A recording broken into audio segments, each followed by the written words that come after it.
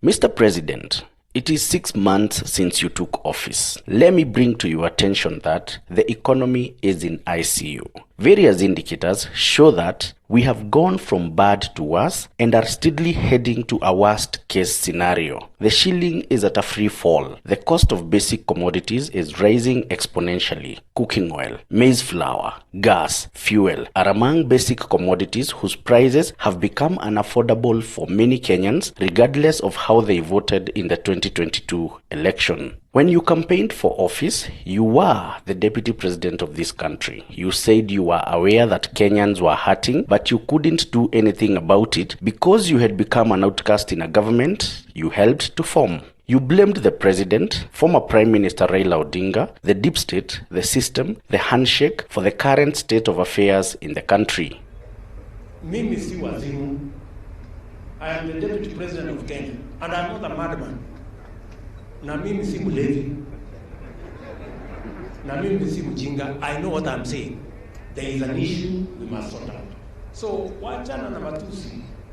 Wacha hasira. Kuna watu wengi wako na hasira. Mbona Ruto anazungumzia wheelbarrow, mbona hiyo. My friend, you played with the emotions of Kenyans to the extent where people who voted for you were actually voting in protest of the government of the day. Nonetheless, you made promises to the people of Kenya that if elected, you would ensure that these promises were fulfilled. We assume you made these promises knowing all too well the current state of the country because you said you were the deputy president and you knew what was happening. Hiyo deputy president anasema ati haiwezekani. Mimi nataka niwaambie, mnisikize vizuri. Mimi ndio deputy president wa Republic of Kenya saa hii. Na mimi si wazimu. Na mimi si mjinga. Na mimi si mlevi. Mimi naelewa ile kitu mimi nasema.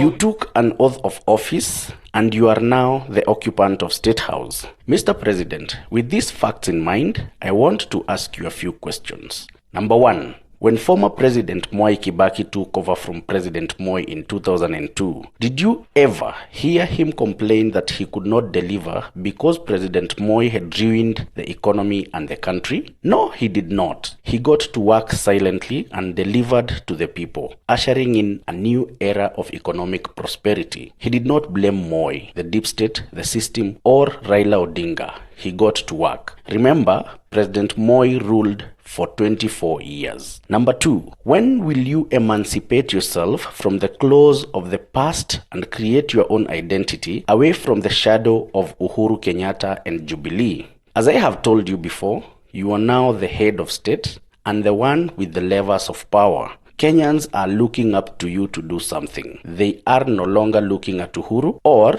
Jubilee Party. It is you, Mr. President, who has to do something.